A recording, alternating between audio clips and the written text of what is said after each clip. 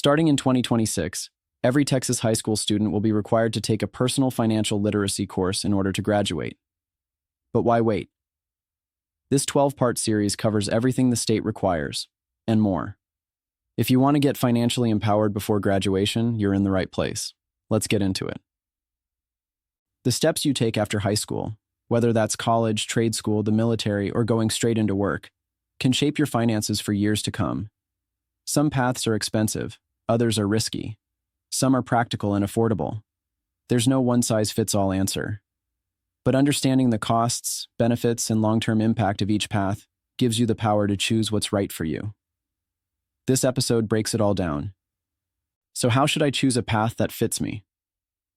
Before you decide on college, trade school, or anything else, start with your career goals. Not just what sounds interesting, but what matches your skills, passions, the world's needs, and what you can be paid for. That's the idea behind Ikigai, a framework that asks 4 key questions. 1. What do you love? 2. What are you good at? 3. What does the world need? And 4. What will actually pay you? The goal is to find where all 4 overlap. That's how you choose a path with purpose and payoff. People with more education tend to earn more over time.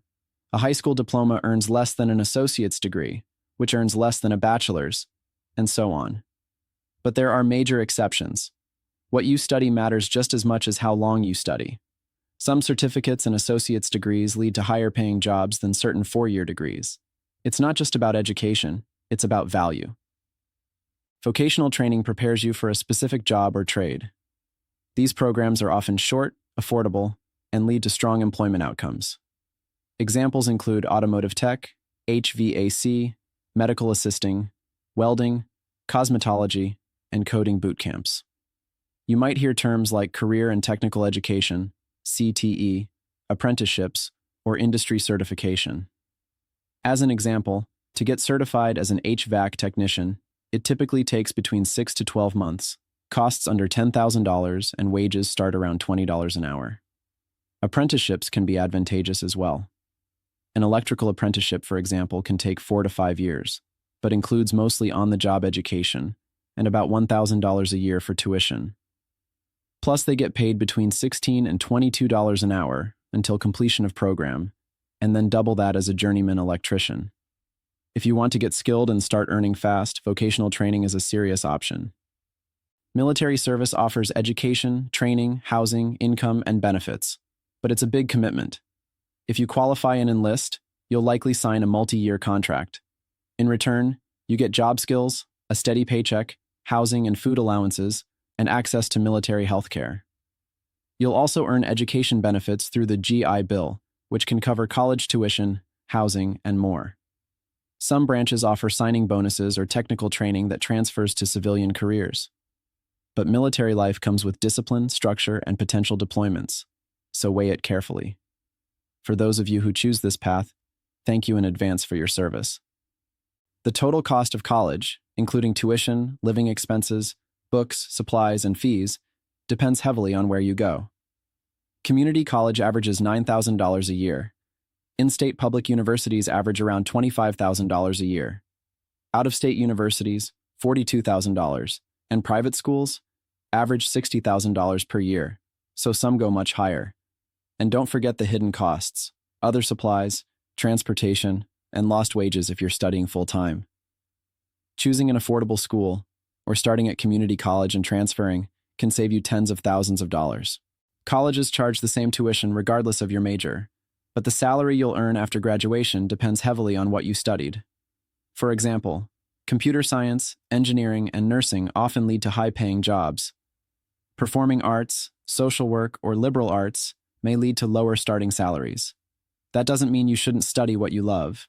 Just be realistic about what that degree might earn, especially if you're taking on debt to pay for it. When it comes to college, ROI, return on investment, matters. This about it. If a new engineering grad has $40,000 in student debt, he or she may be able to pay it off in, say, 4 years. $10,000 a year wouldn't seem like too much of a stretch. A teacher, however, from the same school and with the same debt would likely require at least 10 years, which may be the maximum allowed by their lender, and they'll have to live really frugally that whole time. If your chosen major only positions you for a little more than minimum wage, be very careful with the debt load you accept. You may drastically limit your future finances otherwise.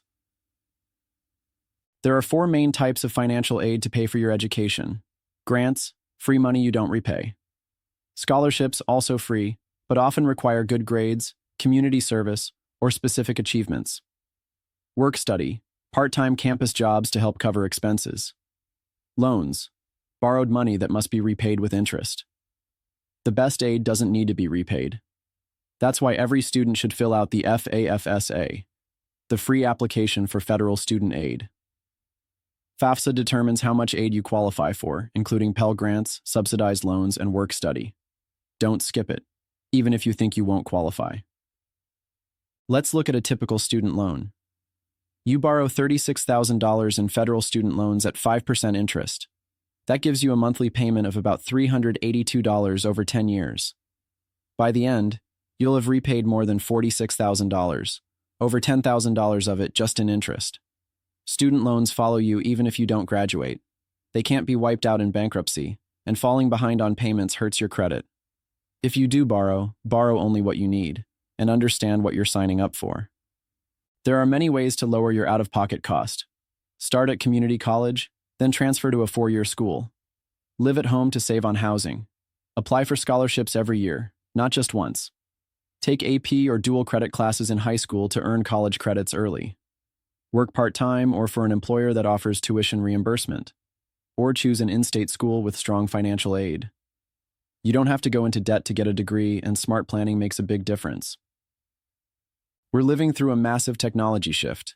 AI isn't coming, it's here. And it's already changing the job market. Some roles are being automated. Others are evolving faster than we can predict. Even fields once seen as safe, like programming, are feeling it. There are computer science grads right now struggling to find jobs, not because they aren't smart, but because AI tools can write code faster, cheaper, and around the clock. This means you need to think long-term. Choose a career path that's resilient, possibly including healthcare and nursing, skilled trades that require physical work, AI integration and oversight, cybersecurity, education and human services, anything involving creativity, leadership, or complex problem solving. AI is powerful, but it still needs you. So, future-proof your career by learning how to adapt, how to think critically, and how to solve real-world problems. The people who thrive in this next economy won't be the ones who memorize the most. They'll be the ones who learn how to learn. Education doesn't end with high school, nor does it end with a bachelor's degree, or even with a PhD. Lifetime job prospects and growth opportunities come to those who continually learn, grow, and upskill their capabilities. To stay current and certainly to get ahead, aim to learn something new every year, even if it's just a simple course, training program, or reading a book. Your education should continue to evolve with the environment around you. You're one step closer to financial confidence and real freedom. If this helped, be sure to check out all 12 episodes in this series and share them with a friend who needs to learn this too. Like and subscribe so you don't miss what's next. And if you've got questions, drop them here. I've probably been there too.